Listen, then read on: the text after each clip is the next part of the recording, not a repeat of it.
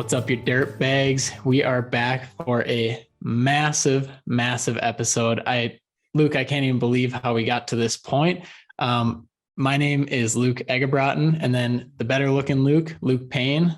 How we doing, brother? Mr. Luke E, how are you doing tonight? Cheers, brother. We've got a loaded episode here tonight. I mean, the fact that we're in this position right now, I'm so stoked. I can't wait to introduce our guest on the Dirt Bags podcast, John Summers, Vice President of Construction and Utility Sector of AEM. What's going on, John? What's up, my Lukes? How are you? John, cheers. Cheers, guys. Woo, thanks for coming on. You bet. What are you having for a sipper? That looks pretty dark. So that's gotta be. First of all, got to represent in all CONEXPO attire here, right? Yep. So shirt, hat. So I figured I'd stick with the Vegas theme. So we got some Smoke Wagon from Nevada H&C Distillery in Vegas. So yeah, buddy, shout out to my buddy John Rosum, colleague who works at AEM as well. Picked that up for me. So thought we'd stay with the little Vegas preview here today. Shoot, that looked awesome, Luke. We might have to try that. That yeah, really shout out to John. I'm rocking like 3 shots of Fireball in here and an ice cube. There you go. I got some Maker's Mark, and Luke, we're coming into this podcast a little hot. John, we actually just recorded with Taylor on the CONEXPO podcast, nice. And we kind of dove into things. So we're ready to rock and roll. We're locked and loaded. Yeah, John, we couldn't be more dialed in for this episode, but we just want to thank you so much, like for taking this time to be with us. I know we're a little unorthodox and the things we say, but you and I have been connected for a while now through LinkedIn, and we'll be speaking at CONEXPO here in March. But thank you again for just taking time out of your day to be on here. Luke and I are stoked to just dive into AEM, CONEXPO, and just what people can expect with it. So I guess to start, maybe we should go a little more high level on AEM and CONEXPO and like what that relationship is and what they even mean. Yeah. So I guess first, guys, thanks for having me on here. Luke, as you said, we've been connected for a while. I always kind of tell the story of I love people that are proactive and reach out and ask questions, because, it's kind of like the old thing when you talk to a girl, like the answer is no if you don't even ask, right? So I mean, like, right. Kind of, that's good. I'm going to use that. The question. Here you go. Right.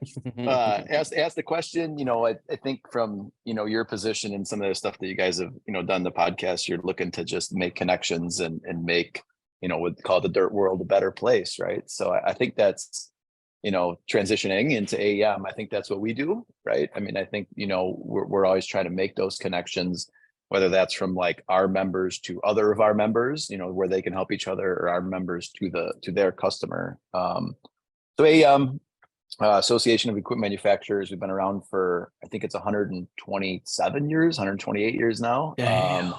I know, pretty crazy. So there was obviously only, a couple manufacturers that started at that point. And in 2000, there was 2 fairly large trade groups that merged together that created AEM.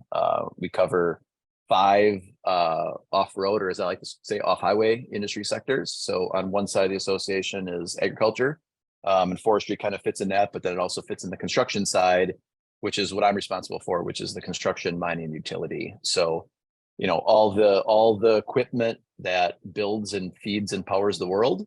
And then, so the core of our members, about 1,000 member companies. The core of those, or the majority of those, are what we call the whole good manufacturers. So think of your full machines, stuff you see on the side of the road. And then you get into the next level, or category, I guess, is portable. So, I said, I'm in my workshop sitting down here. So I got some represent walkie, right? So walkie hand tools there. So like hand tools, trailers, things without an engine fit into that. And then our third category is all the component suppliers. So engines, tires, cabs, windshield wipers, all the stuff that components is pretty self-explanatory, right? That goes into the equipment.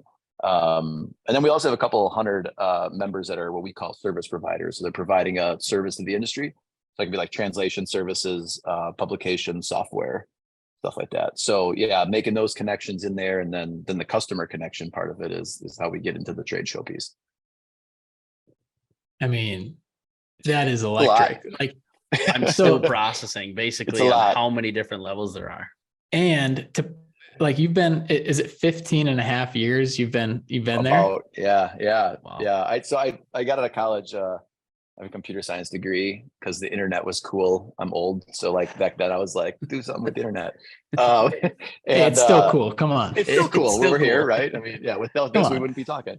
But yeah, I mean, did that and had a job out of college for about 2 years, and then was doing a lot of, online marketing stuff. So came over to Yeah. AEM, worked in our marketing area, managed all the websites for all our trade shows, the association itself.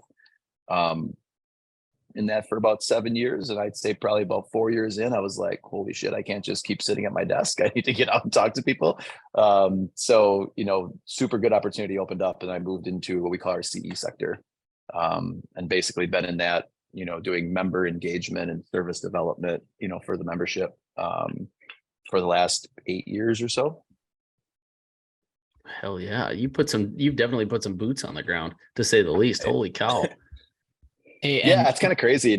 People, I feel like even now, especially in like pandemic, people are like, where's a better job and kind of jumping ship. And, I always kind of give AEM credit. I mean, we've grown. I think we have almost twice as many people in the association as we did when I started. Wow. So there's that, and just keep expanding programs and providing services, like super cool opportunity. So. Damn. So John, so we get to I would say our audience is based up of contractors, but typically business owners that are doing 0 to 10 million. Luke, I'd say that's probably our main, So that's a good range. Main target there. A lot of them are going to go to CONEXPO. And if people are listening and they're not going, they're probably going to buy their ticket right after this. So if you can map that out, like why would somebody doing 2.2 million a year excavation company in Ohio, why would they travel to Las Vegas to go to a trade show like CONEXPO? I mean, just trying to like map that out. What's the draw for them? So I think there's a few different things. I mean, from my perspective, you can't beat face to face, right? Yeah. So I mean, it's like the networking with their peers. Maybe they're looking into buying a new machine from, ABC manufacturer, and actually talking to the people that worked on it, that built it, that engineered it. I think that connection and really understanding why things operate the way they do, you're never going to get that anywhere else, right? I mean, you can go to your dealer, you can look on the internet, look at the spec sheet, whatever you want, but to have that, personal connection on the trade show floor, standing next to the excavator saying, tell me about this actual feature here, and hearing from it, from the horse's mouth, basically, I think you can't beat that. In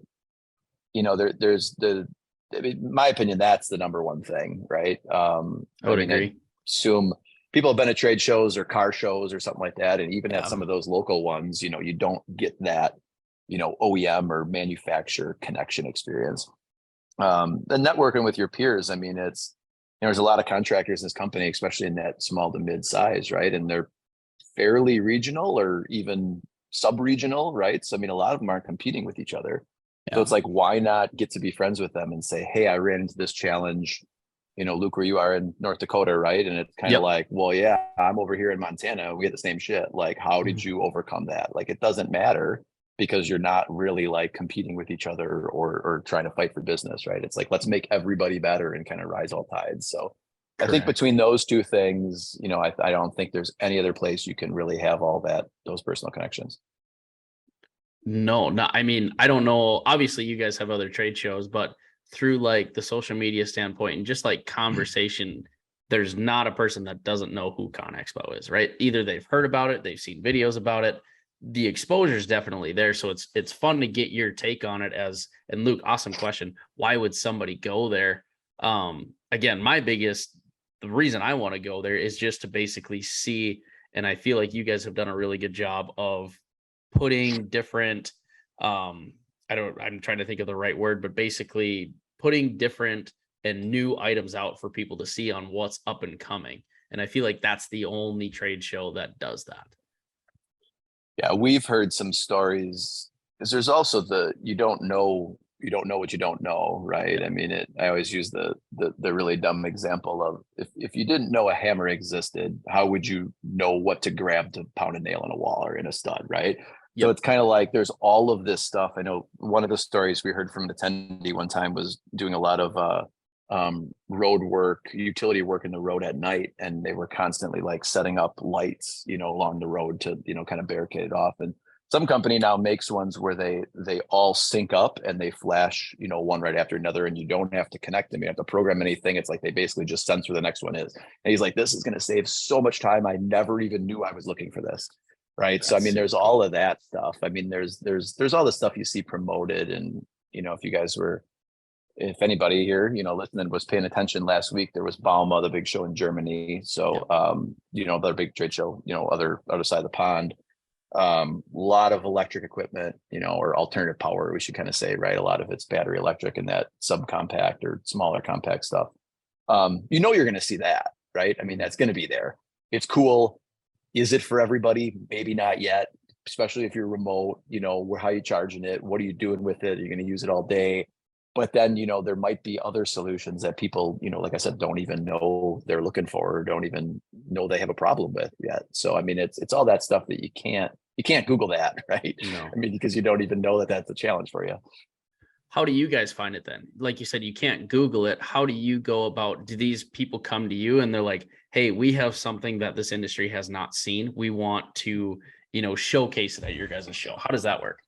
Yeah. So even if maybe we take a step back here, and so AEM is, the show owner and producer, right? So we have on our staff, our membership and sales, member and exhibitor success team, right? So they're the ones that, the manufacturer company, calls in, sends an email, right, and says like, I want to get in the show. So they take care of all of them. And then we have our operations team who basically, I always say, like, draws the location on the floor plan and says, this is your spot, don't cross this line. Yeah. So we kind of handle all of that, and all the marketing, all the promotion, stuff like that. So we handle all that in-house. So there's a lot of other trade associations that have events, obviously none like this big. I should say none, very few this big.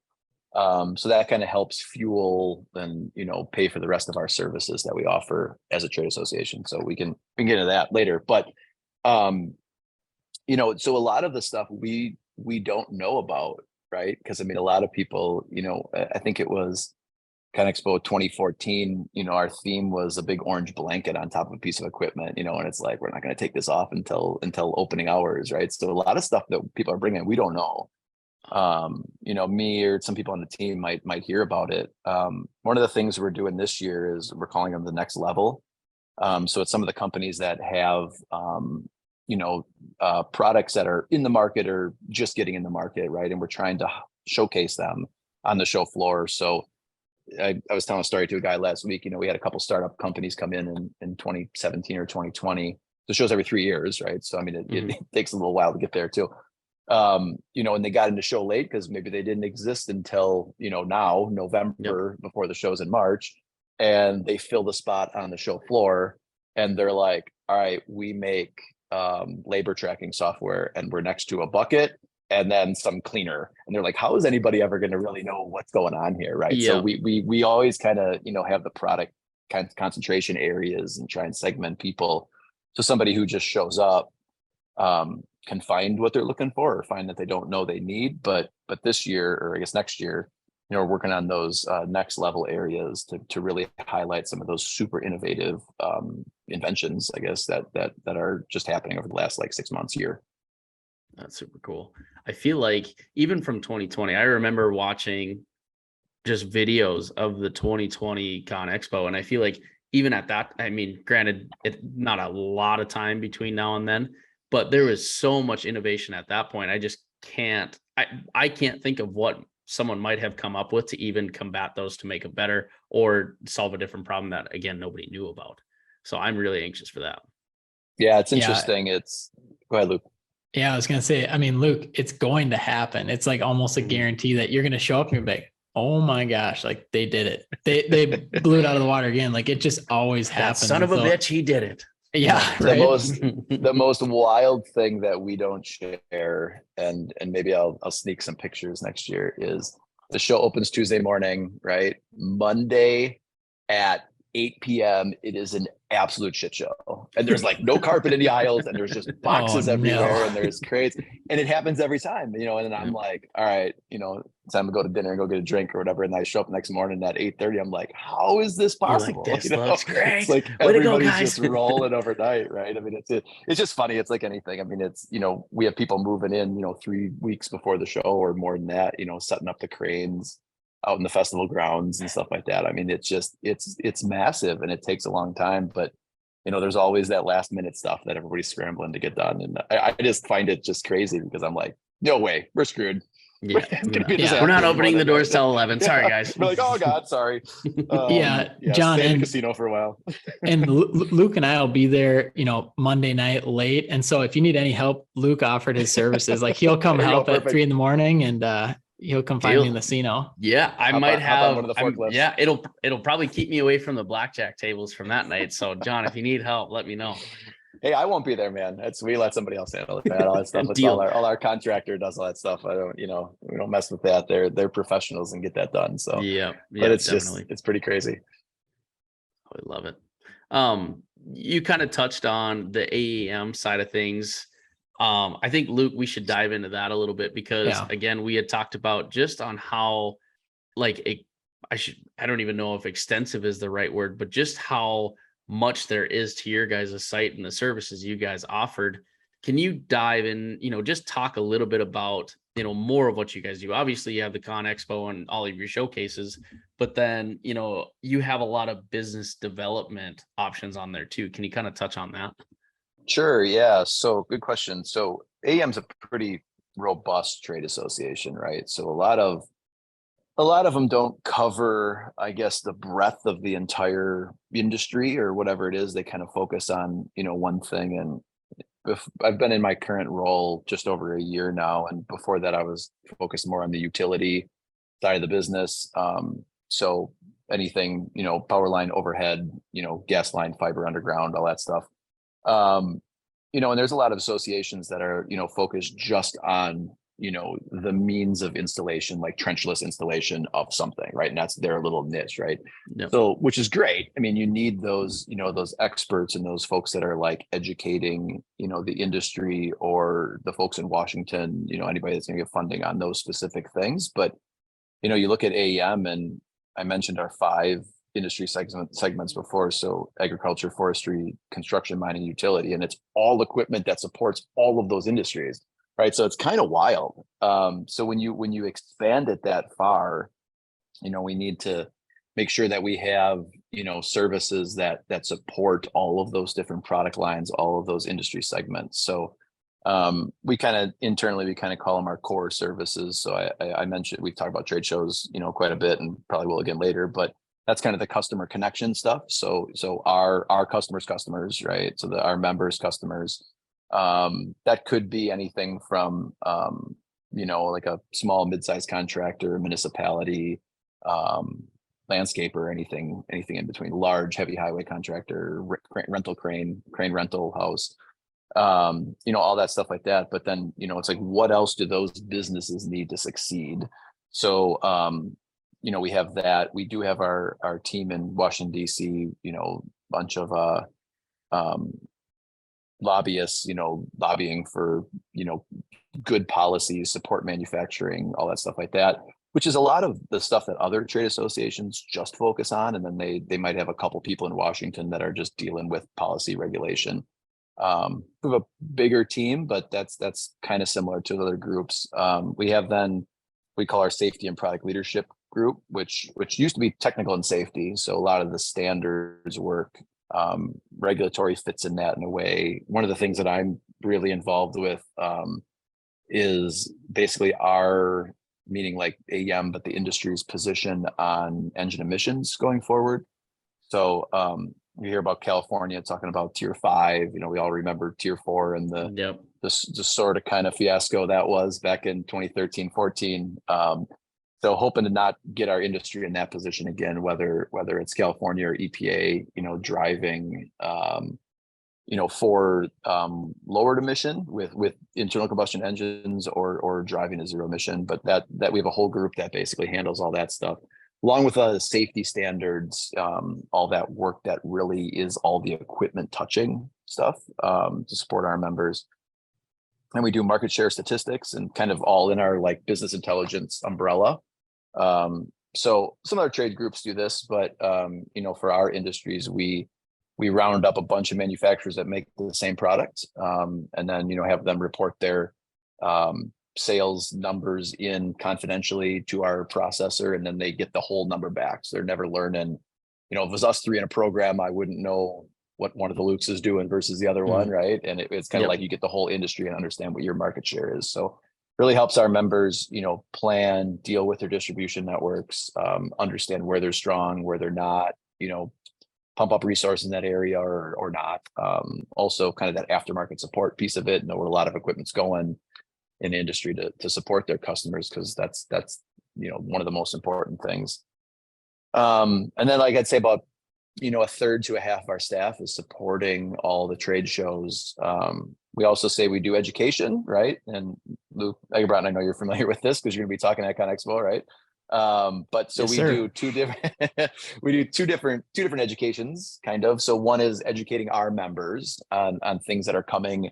And that doesn't necessarily need to be the industry, but just the world in general that may impact their business. And then we educate the contractors, the end users at our shows. So at CONEXPO, we also own a show called Utility Expo in Louisville. It happens every other year. So that'll be end of September next year. And then we co-own and produce World of Asphalt, which is I would say this weird, every year CONEXPO is not. So it's like 2 years on, 1 year off. So it's skipping next year. And then it'll be the 2 years following that. And that show has a pretty robust education program. So, at CONEXPO, I think we have 150 different sessions over the 5 days. So there's obviously a team at AEM supporting all that. So, it's kind of like you look at it and you think, all right, we're a membership organization. We're governed by our board of directors and basically what the members want, right? But when you kind of put it under the umbrella of we do almost any and everything to help our members succeed and to remove barriers from them being able to provide product to their customers, like everything kind of lumps underneath that, right? So, part of that could be, being able to sell the same product in North America as you do in Europe because of the way standards and regulations work and harmonizing that across the globe. It could be having a trade show and bringing customers there and they learn about something that they didn't know existed. Educating the customers on the value of technology so they adopt. It's kind of all that stuff just helps our members, thrive. What is, so like the membership, you talk a lot about members. What is your guys' like target member that you're looking for? Is it kind of anybody that can kind of become a member, or is it more corporation based? Is it more, what does that look like? So typically in association world, if you hear trade association versus society, right? So us, trade association, our members are the organization. So it's just like Caterpillar, John Deere, Komatsu, like that. They have their membership dues, and all their employees are basically eligible to participate in our stuff.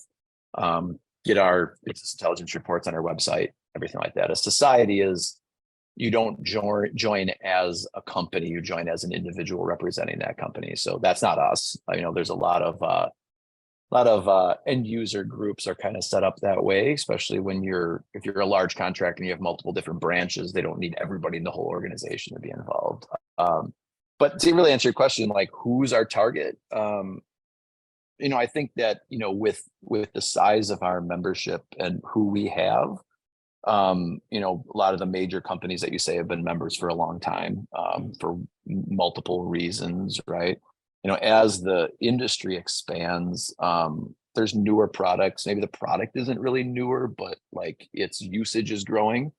So we always try and pull those companies in to say, how can we help you maybe develop one of those stats programs for them to learn their market share. Just to give you an example of that, there's a few companies make like what we call a subcompact wheel loader, but they're really small ones. So Giants, I'm going to forget a few other names now. I know Vermeer's marketing one. Yeah, so that product is kind of newer-ish to North America. So as they grow, then we try and like nurture them, right, and kind of provide them the value we do to everybody else. The interesting thing about it is, I was explaining to somebody the other day, is like the job site, right? The dirt is like the nucleus of the industry, right? So there's all the stuff that happens before that and all the stuff that happens after that, whether you're building a road or a building. All of the planning, the architecture planning, engineering, all the stuff before that, we don't really get into that. I mean, there's some gray area. And then let's say we're talking about a highway project. It exists and it's done, all the equipment leaves, and then everybody drives on it. And then the maintenance of it is whether that's snow removal, anything besides like resurfacing it is kind of not really in our wheelhouse. I think we're always kind of the core piece of everything that touches equipment. I think we'll expand that over time, especially as, more and more people start interacting with some of those technologies. I mentioned like the architecture piece of it, say you develop a grade plan, in some system like that, is basically coming on the job site in your machine control system. So, like what your grade is, right? So that's the gray area, like we're there. But when we get into, even before that, I don't mean site surveying, I mean like before that piece of it, like that's kind of outside of our core. Okay. That makes There's sense. also like, if you think vertical construction, we don't really deal with, like electricians, plumbers, drywallers, anything in the building, right? Or any of the monitoring of the building's health as it goes on. It's more of the heavier side of it. It's the dirt world. It is. It's I love it's the dirt world. Oh, I love it. I love it.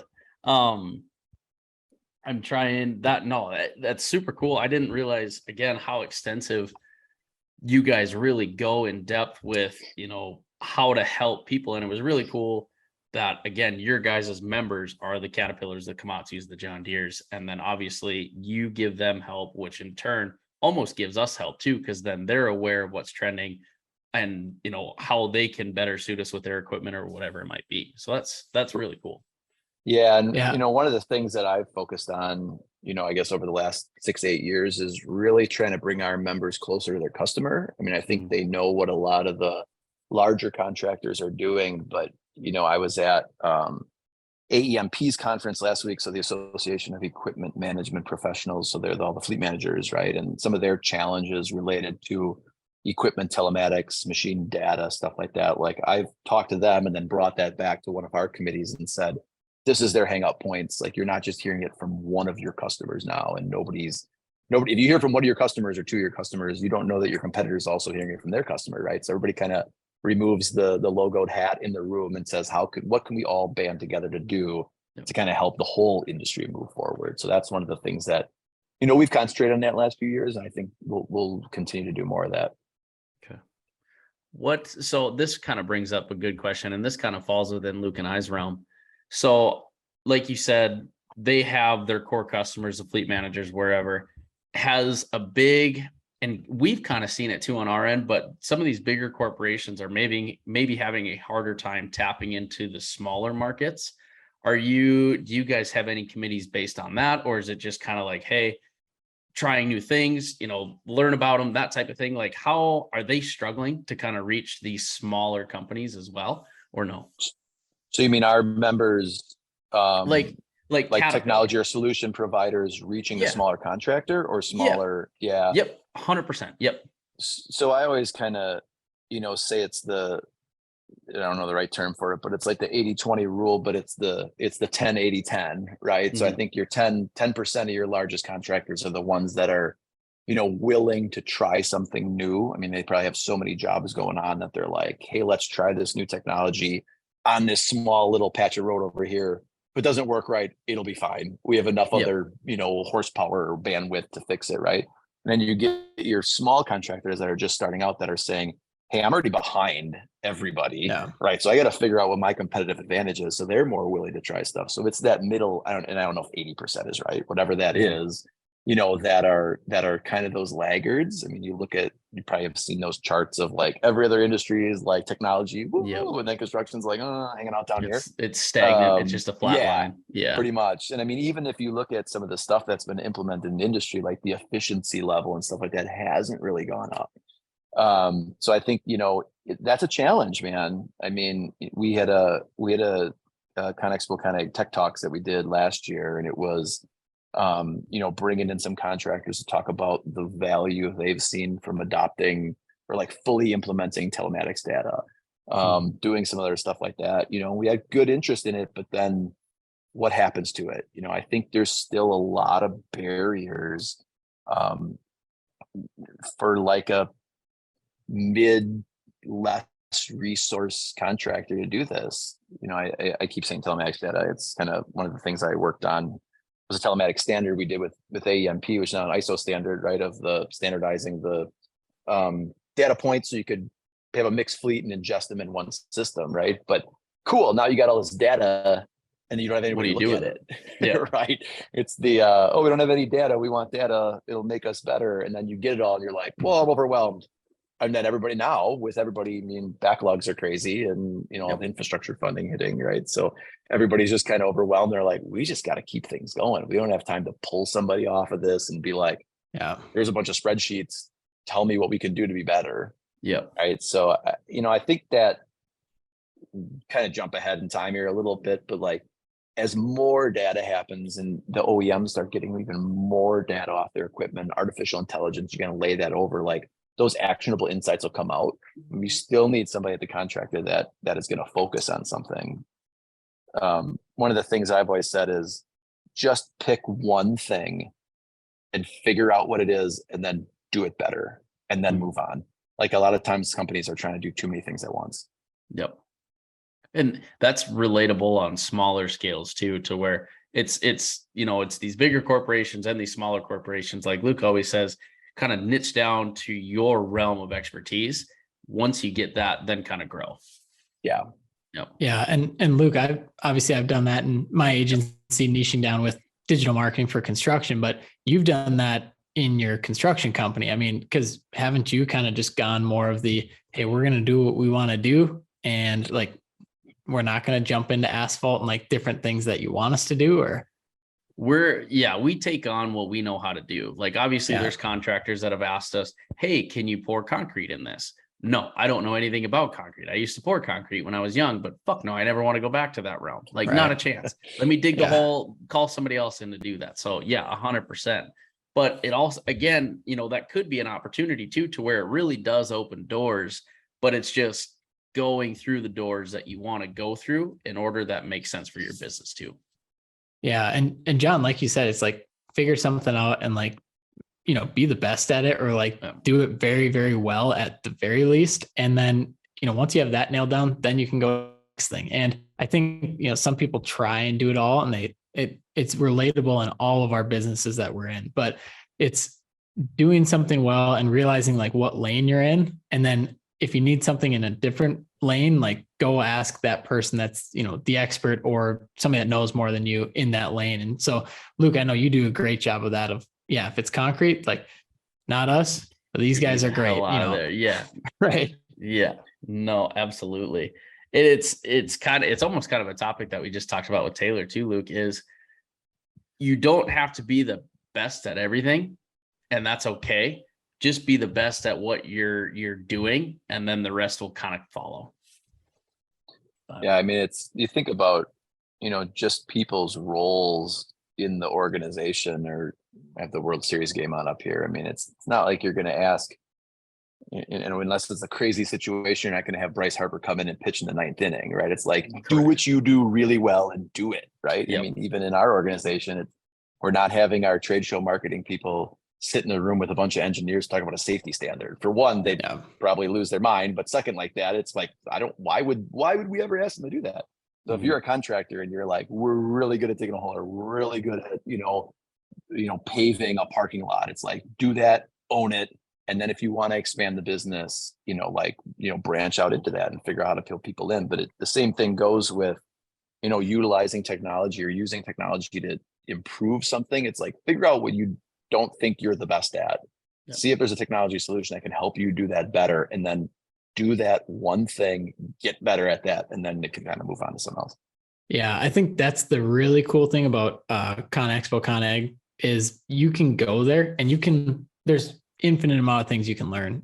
People you can talk to, industries, machines, anything. But if you go there like with the more tunnel vision and like, okay, I really want to learn this, and this. These are my big three that I want to learn, I want to talk to about and educate myself on. You can go get it in Las Vegas, like during that 1 week, which I think is insane. How is it 120, 30,000 people you've had? I mean, yeah, something like that. Yeah. I mean, that's what we're expecting, man. And, however big the show is, covering all those different lots. And, to that point, if I'm talking to somebody that's been to the show before or not, right, I would say number one thing to do is have a plan. Your plan can be to not have a plan one day, right? But then it's like, figure out who you really want to go see and walk and see them and have a route. Don't just walk aimlessly, but then take one of those days and say, hey, you know what? I have not been to this back corner, in Central Hall. Like, I don't know what's back there.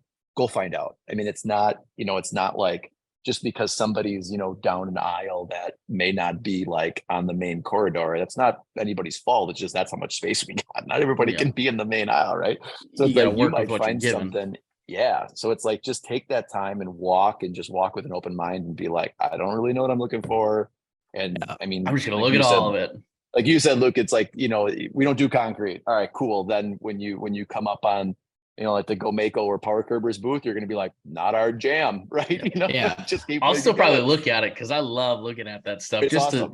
To see the innovation from, and I'm not old by any means, but I feel like from when I started to where they are now, I'm like, God, that would have been so nice. Or fuck, I wish I would have had that on my job site. So it's fun to relate to it that way. It's pretty crazy. Yeah. Yeah. It's impressive. This the breadth of everything, man. Yeah. And Luke, you're getting up there too. I mean, 26, you're halfway to 52 there. So I know Riley's 28 and it's actually over her birthday weekend when we're going. It's my fiance. She turns 29 in Vegas, and every day I'm just like, oh, Ryan, another day closer to 30. And she gets so mad. Oh, I love it. I love it. She'll be 29 in Vegas, turning 29 or turning 30? She'll be 29. Her birthday's the 16th of March, and I think we're there. I think we get there the 15th, or no, yeah, maybe it's the 14th, and then we leave the 17th or something. So we're super excited. That's fun, man. That's awesome. Luke, when you put it like that, the next CONEXPO, I'll have my 30th. Like, I'll be 30. So, oh my God, Luke, you're getting up there too, man. Dude, put that into perspective. I mean, I remember those days, man. Like 6 CONEXPOs ago for me. 6. Not that long. No shit. I'm not that old. Goddamn. John, you don't look a day over 32. Thanks. Yeah. He's like, you assholes, I'm fucking 29. Right.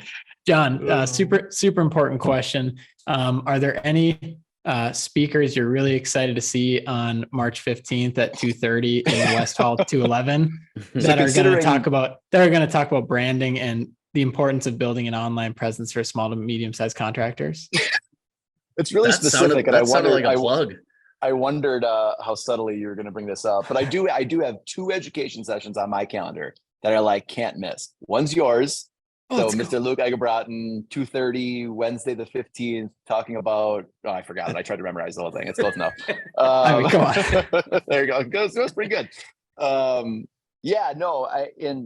let's talk about attracting workforce and stuff like that here in a minute. So that's one of them.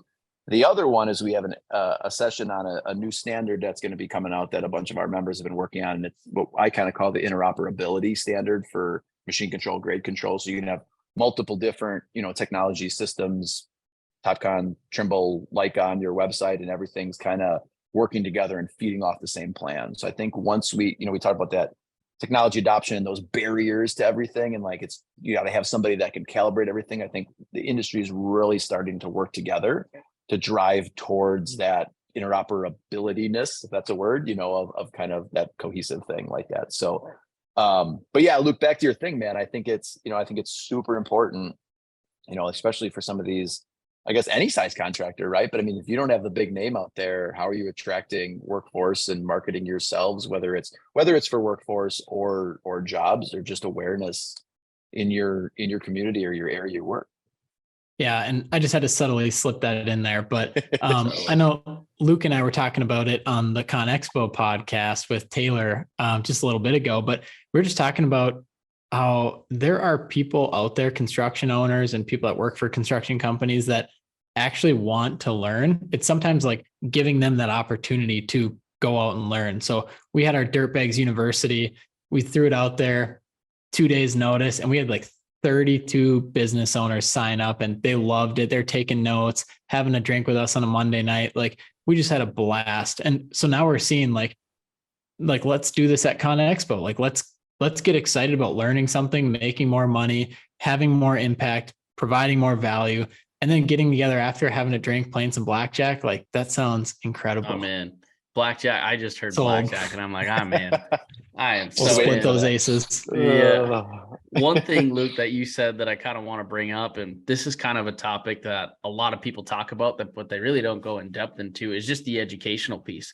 You know, I feel like there's so many people that crave education, but they think education is college, and there's nothing against college. College is a great thing, but I feel like there's so many different avenues to get that education to where, Luke, I get like the Dirtbags University. That was awesome. I hope, and I feel like a lot of people learn from that, but then not to mention, John, on the AEM side, I feel like you guys have so much to offer on the educational piece as well.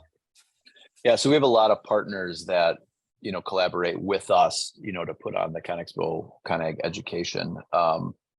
It's kind of like a lot of places do their call for papers. We kind of just do that with, like, I think it's 6 different industry partners, and they kind of, reach out to their members and pull in the experts. Right. And to your point of, education's college. I mean, it's basically, you're learning all the time. You just don't really know it. Right. And especially if you have a business, you're never going to be doing everything perfectly. And if there's one little nugget you can take and learn from that, and pull that away, why would you not do that? Right. And I kind of talked about that before of, a lot of these folks, whether they're the solution provider, and not doing a sales pitch and just talking about the value of doing it, or if they're a peer of a contractor just in a different area of the country talking about the way they're doing things, it's like, why not help everybody? Right. Why not learn from other people's mistakes? Why not learn? Right. Like you said, if I'm in North Dakota and somebody's in Montana, but we're struggling with the same thing, why not take something away from each other? Yeah, definitely. Absolutely.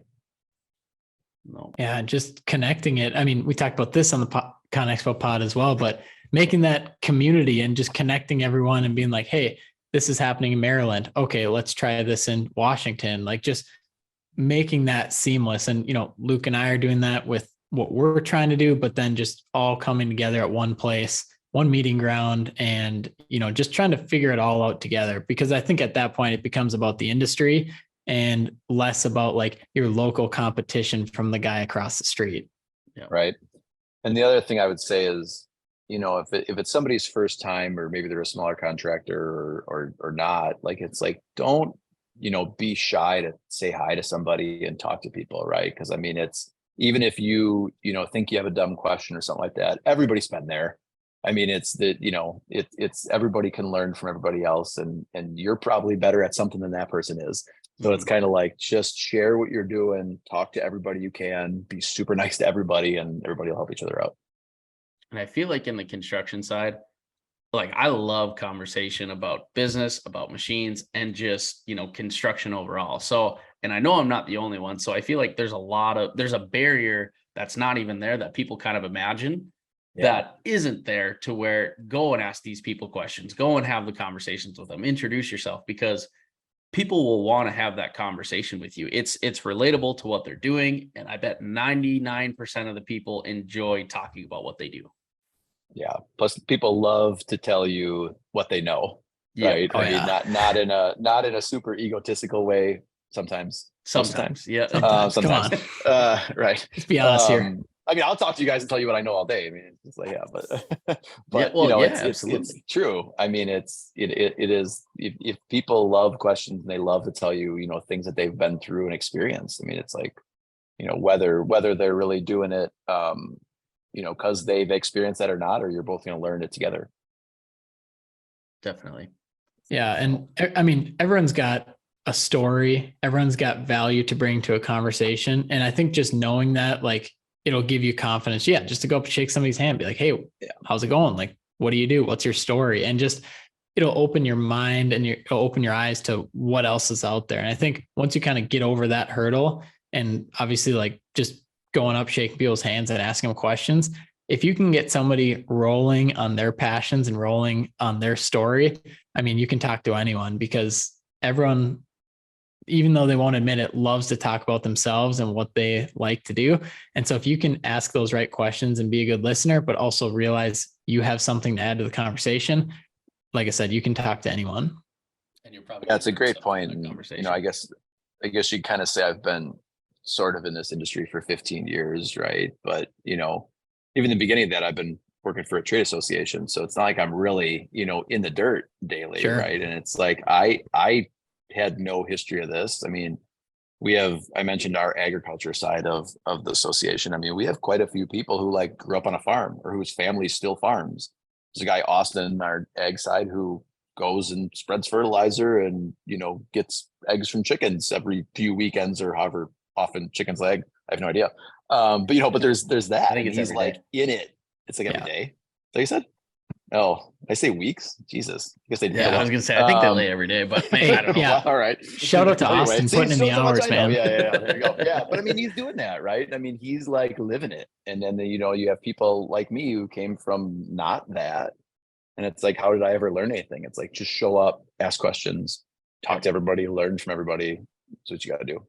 Yeah, definitely.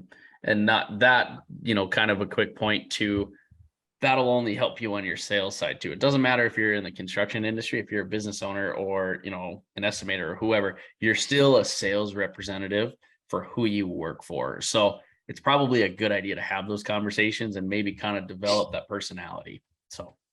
Yeah, for sure. Yeah. And this is kind of a piece of advice. I think I heard it on Dirt Talk, but just if you are like that person that is in the office and you find yourself on site and you don't want to make a fool of yourself, like somebody mentioned, I think it was Aaron, just like write office idiot, or maybe it's Will Schuler, and like write office idiot on your brand new hard hat. And it's just like, oh, now we can't call you an idiot. So yeah, because you already called yourself one. Yeah. And then it's like, okay, we got that out of the way. So what do you want to know? And then it kind of breaks that barrier. But I think about that a lot with myself, because yes, like I don't consider myself blue collar, but we work with blue collar people and companies every single day for the last few years. So it's like, well, I can at least learn something from these people. And, once you kind of get over that, it takes you to that next level of like, okay, we got that out of the way. Now let's get to work. Yep. Right. And the color and all that stuff like that. It's like, everybody's still human. You have your interests outside of this. It's like, just talk to everybody like a human, just figure out what they know and what you can learn from each other, what you can help each other with. Doesn't matter if your your neck is red, your collar is white, your collar is blue. You're all a person. I think Hardy said that in a song one time. So shout out Hardy. Electric. Shout out Hardy. So good stuff. Well, Mr. Luke, Mr. AEM, I think that was a successful pod. And we've got a lot of things coming. Probably not going to say it on the podcast right now, but keep your eyes peeled, because we've got some exciting things coming. John, Luke, and I can't thank you enough for taking time out of your night to spend the night with us on the Dirtbags podcast, crushing a little bit of whiskey here, just having a great time. And, Luke and I, we look forward to this stuff. I mean, this is what we love to do. We love podcasting. We love talking to people in the industry. And we just can't thank you enough for your expertise. Your 15 and a half years at AEM. I mean, that is bananas, crazy. But also just being a great guy, because, we didn't even talk about this on the pod, but you helped me kind of get into the speaking at CONEXPO and just like be able to add some of that value. So I know Luke and I are stoked to see you in Vegas and have a couple more. Yeah, man. Looking forward to it. Thanks, guys. I'll plug this last thing. If you listen to the CONEXPO ConAg podcast, you've heard this, but use code podcast 20 get 20% off your registration, and we hope to see you all there. And I'm looking forward to cheersing you guys in person and actually hearing the glasses clink, right? So I thanks cannot again. wait. I'm throwing it against the screen. I'm like, it's getting close. I love it. Looking forward to it, guys. Hell yeah, guys. Well, we'll see you in March.